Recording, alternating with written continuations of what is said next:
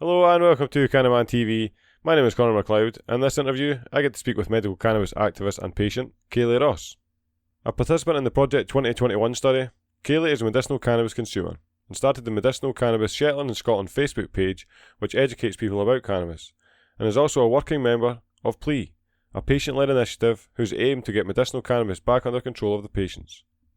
In this interview we discuss Kayleigh's background with cannabis, her experience using pharmaceuticals, the benefit cannabis has on Kayleigh's life, the current attitude of people towards cannabis in Shetland, and what needs to be done to move towards legalisation. Make sure and like and subscribe, and turn on notifications so you don't miss out on any Cannabis TV content. You can also support the channel through Patreon, helping to provide a greater cannabis media platform.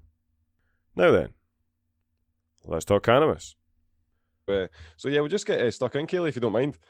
Yeah, no, that's all right. Could you just give a brief background then on your medical conditions which led you to use cannabis in the first place? Like many, I tried it when I was younger anyway, but stopped, then developed quite a number of conditions. Actually, I've got FND, fibromyalgia, complex PTSD, which kind of comes hand in hand, with anxiety, depression. I have IBS, quite a number of conditions. Then over the years realised that I've actually used it for about 5 years now. Right. Pushing 6. So I developed the conditions about, I suppose, years ago, but got diagnosed about 3 years ago now. Right. CPTSD, some people maybe not be aware of that. It's like complex post-traumatic stress. Complex, yeah, because it's throughout my life, like many traumatic experiences. So Right. trauma plays a big part physically on people as well. I suppose that's where my FND, functional neurological disorder, comes in, which can leave me paralyzed and stuff. It's all the trauma, has affected my brain so much throughout my life that it sends the wrong signals throughout my body. Right. It's somewhat in the way it can mimic MS and Parkinson's and things like that. But, there's not any physical lesions or anything going on there. It's all a lot of trauma, actually, that just your brain sends the signals wrong. Yeah, it's quite interesting actually because on the book that I wrote, A Case for Cannabis, Ethan Russell he articulates endocannabinoid system deficiency, where he creates a connection between people that have fibromyalgia, migraines, and irritable bowel syndrome, and how he's seen I have all them conditions. there we go, and this is what was popping in my head. There's like endocannabinoid system deficiency. It's like seems to be pertinent to the situation, because cannabis seems to go along and hit all of these things. Which is really helpful. So, I mean, when was it you initially began the process of trying to acquire medicine, like through official channels? I've been trying for the past 3 years actually to get it via the NHS. There's always barriers in the way. My partner actually has MS and tried to get Sativex because it's licensed on the NHS, but still it's, especially in Scotland, is a complete barrier. Yeah. And then what was the reason why he got, because MS does fall under the category of in Scotland it's not cost effective is the reasoning behind it, but it's definitely, from seeing the figures, a lot more cost effective than all the other opioids, medications, morphine, gabapentin, and things that myself and many other patients are on. Yeah. It definitely is more cost effective in most people's eyes. Without a doubt. I mean, even if you take into consideration the manufacturing of the pills and then take into consideration the actual in-person time with the doctor straight away, all these different things have a knock-on effect. I've stopped seeing a dietitian, I've stopped seeing physiotherapy, I've stopped seeing mental health, I've stopped taking 32 pharmaceutical tablets. So thousands, I imagine, every month I've saved the NHS, but I'm now having to pay to have a private prescription to be legally covered. Yeah, I mean, as these, when this gets brought up to like your local GPs and stuff like this, what is their initial response? My GP is actually really interested because I've came off all my pharmaceuticals. I was on morphine, gabapentin, carbamazepine, diazepam, quetiapine, fluoxetine. Quite a long list that in themselves cause more issues and then give to take more medications. And she's actually really interested and wants to obviously be able to prescribe it, but she can't. Yeah. There's even urology or anybody, they just get blocked. They can't prescribe it. I think many people have actually managed to get a prescription. Then when it's gone even further, it's not been able to get the license. And It seems to unless be you're consistent. private and they're getting money from it. Yeah, exactly. And this is the irritating thing, is that you can't even go to the doctor and you can get benzodiazepines, as you mentioned, but you couldn't get whole plant medicine, which is way more efficient, symbiotic relationship with the body. It's ridiculous, to be honest. So when you first started actually receiving symptoms for your conditions and you started taking pharmaceuticals, what was the initial response? Did your body just reject them? Oh, I was years of just being a zombie on Yeah, medications. They always up them. I was pregnant with my daughter when I first started getting a lot of the kind of pain. My daughter's 9 this month now. right. So it's been going on a long, long time when I started having pains, and that's when I started on, gabapentins and things. And over the years, they do just get stronger, and then I have a vague memory, of my children being that young because of being so out of my face, Yeah. just to deal with the pain, or sometimes paralyzed in my bed, not even being able to get up out of my bed. But now I'm actually more able to function, but it wasn't very pleasant to try and parent on them all, for that's for certain. Yeah, so it's kind of like night and day kind of thing when you're using cannabis in comparison to. I mean, sometimes there's a common stigma that I certainly receive, and many people I know as well that consume cannabis that are also a parent, whereas that implies that it's going to make you, lazy or like distant, and it's quite the opposite. It's quite the opposite. It enables me to get up. I've actually been criminalised for it and charged with it before. The police where I stay really aren't very lenient with it. You get caught with a very, very small amount and you do get charged. There's no kind of warning or anything. So, my children have seen police coming through my door. Right. It's not very nice, but my older children now know I have a prescription for this, completely know why. Yeah. I'm open with them now. Yeah. Previous, I wasn't. They kind of didn't really know, and my children shouldn't really be scared of police coming in the house, No, no, exactly, and that's exactly highlights the injustice of it. Could you talk a bit about that experience?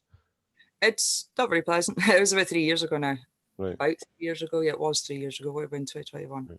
Right. I got two charges: possession of cannabis resin for 13 grams, £300 fine. So Jesus. I have that on my record forever now, I suppose, until if they maybe legalise it and remove these types of crimes. But Yeah. charges are sorry, not crimes, but Yeah. No, I mean that's certainly would be one of the victories when they legalise, if they were to actually remove all these people that have been in prison for decades in some situations. So yeah, I mean, have you experienced some criticism for consuming cannabis in the local community? I mean, you said that the police are kind of still distant towards the new yeah, information. they're very behind still up here. I suppose where I stay, they're very behind with a lot of things. I stay in the Shetland Isles, so there's only 20,000 people here. It's very remote, very, very quite old fashioned, I suppose. It's still the devil's lettuce. Yeah. They actually have drugs dogs up here that go to the airport and the boat terminal to stop drugs getting on, and it's Right. funded by the people of Shetland, and it costs a fair bit.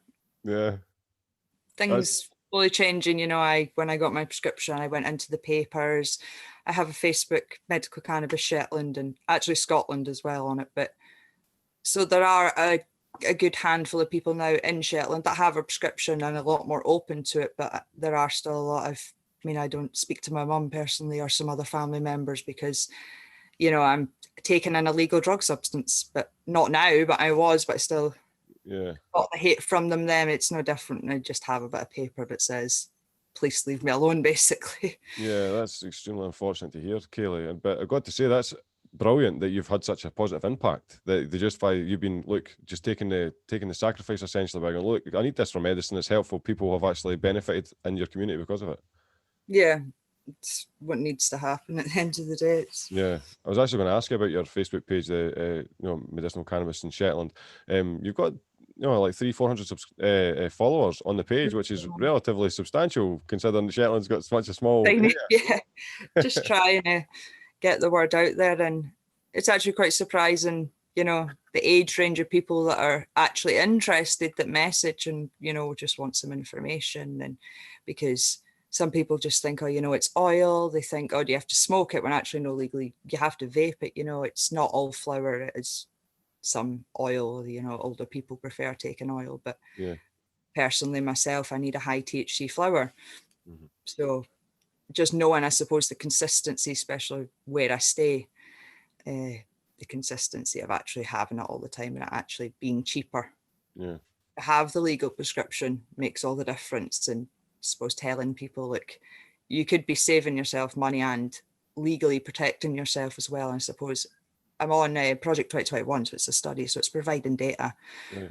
for the NHS to hopefully be able to provide it on the NHS. Or, I mean, I don't know, you have to pay for it in a lot of places, don't you? But like at the dispensaries abroad.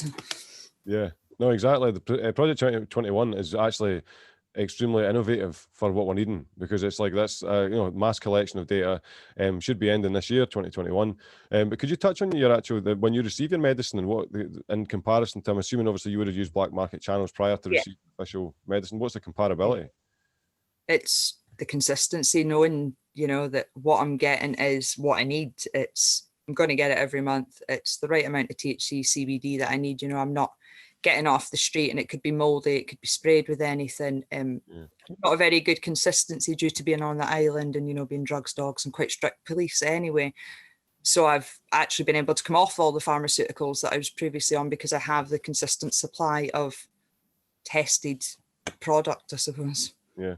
So I take it you'd be in favour of grow your own kind of thing? Everybody can make their own medicine? Yeah, I definitely would. Yeah. I mean, I don't know starters if it would be perfect, maybe I think if you grow your own, if you can, but I think the pharmacy and dispensary need to be there because not everybody's able. Some people are obviously quite disabled or whatever that needs to be able to just go and get it. So I think that it's a lot cheaper for many people to be able to just grow a plant. It's a plant at the end of the day. It's no different from growing tomatoes. So that's perfectly said, Kayleigh, because that's one of the issues that's kind of frustrating, that they kind of emphasize that it's like, cannabis is, you need like a lab coat and a degree to grow it. And the reality is it's relatively difficult to kill the thing once it's actually alive, Exactly. It's like, if you can grow tomatoes, then you can grow cannabis.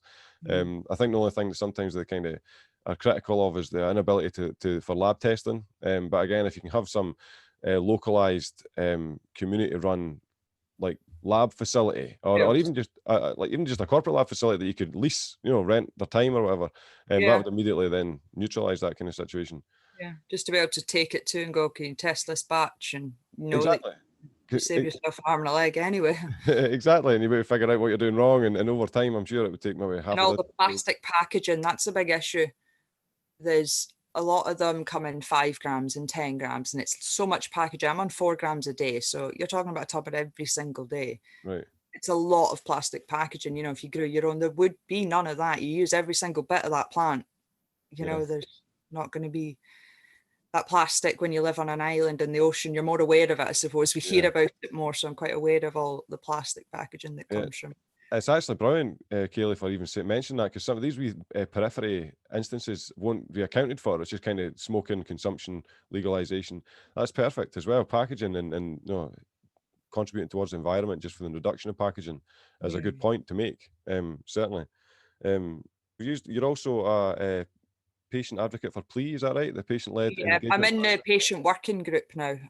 There's like 18 of us that are like doing all the stuff in the background. Abby and Lucy are the header ones, but there's like 18 of us that are all I'm part of that. Excellent. So what do you guys do? You use just an initiative to essentially kind of make patients more active and receive medicine? Yeah, it's all just patient-led. It's all patients coming together, their own experiences. Some are fresh, new to cannabis. Some have been like myself, using it for many years. They're involved with actually working with drug science and things. And drug science, obviously the David Nutt affiliated magazine, online magazine, essentially, for anyone that doesn't know. I think he's got a book as well. And does he? Is that the book that just came out recently? I'm not sure. I'll need to look it up. But he's doing a podcast, I think. Is he? So what are you essentially got in plan for the future? I mean, I know you've got obviously the Facebook page made available for people that kind of want to learn more. I don't know, just keep going where we're going, trying to help other patients get access as much as we can to maybe hopefully one day get it on the NHS or be able to grow our legalisation. But we're baby steps, we're getting there, I think. A little bit behind, but we're getting there. Hopefully, I mean, the thing is, what you're doing up in Shetland is by no small means using a huge influence for that. I mean, COVID hopefully this year is going to push everybody in a direction towards legalisation. Unfortunately, financially based, it's always helpful for people like yourselves and others that need it for medicine priority, but it seems to be that finance is always the key that opens the door. Yeah, Project 2021 certainly helped with that. And as horrible as COVID, geography was a big issue. Previous, all the clinics were in England. I obviously stay at the very top of Scotland. That's a big hundreds of miles worth of traveling that I wouldn't have been able to do, and the cost to get off this island, you're cheaper going abroad. That helped the fact that it went to video, as well as the cost being subsidized with the study. That's good to know. It's like, do you know the way you said that there? Like, the cost to get off this island is more expensive than going on holiday. It sounded very totalitarian there. You're like, oh, it's like £500 to get off the island on the plane. Oh, really? Not cheap. Yeah, if you go on the boat, it's like 200, but it's not a nice boat. It's 12 hours overnight in the North Sea. I wouldn't recommend it to anyone. No, I certainly wouldn't be up for that journey. That's quite funny. Honestly, that seems like just such a cartoon, man. It's like, help us, we're stranded on Shetland. We've been stuck here. We're not allowed to leave. We're tier 3, but they're all in tier 4. Oh, yeah. So without a valid reason, we're not allowed to leave. That's right. Jesus. Yeah, so it's okay for I'm in Fife. You know, Fife is it's. You're in tier 4 just now. Well, we were in tier 1 until Boxing Day. Oh, really?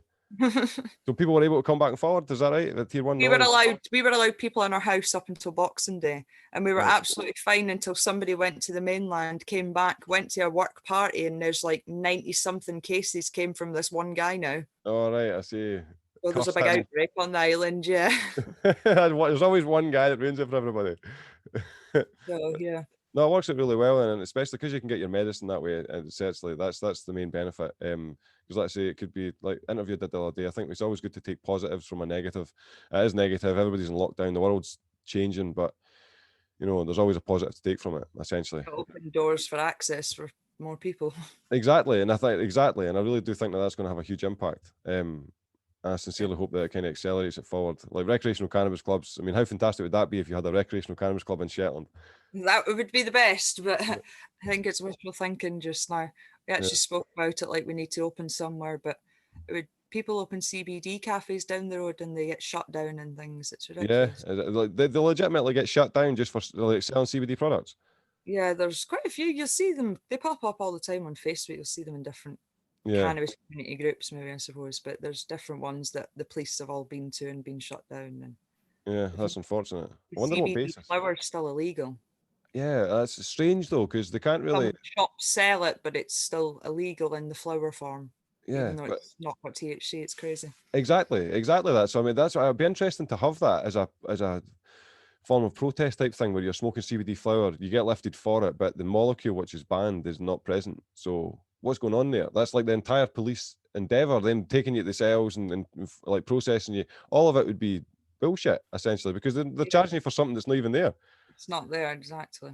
I don't know how they would get on and when it actually got to court, because I don't know if they have to lab test it. Surely you would think, just because, I mean, think to prosecute it for cannabis, because that's interesting. I think if they do lab test it, I want to know the results of the ones they got off of me, because that was black market, just out of curiosity, what the percentage was of the stuff they took from me. I was thinking that it'd be interesting, the percentage of the resin for the hash, because very often hash is kind of always included with, like, you know, bullshit ingredients that didn't need to be there, kind of thing. So it'd be really interesting in the past that, like, when I've had hash, it'd be good. It wasn't like good hash either. It was like council hash, so it would be interesting to see. Like 0.4% THC. Yeah, no, I've all been there, like, definitely. But I think the tents have helped towards reducing soap bar. Did you call it soap bar up there?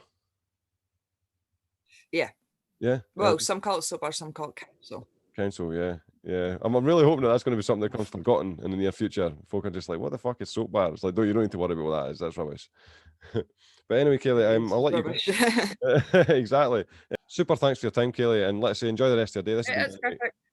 Right. Speak to you later, Connor. Bye. Bye. Thanks to Kayleigh for giving me her time, and thanks to you for sticking around until the end of the video.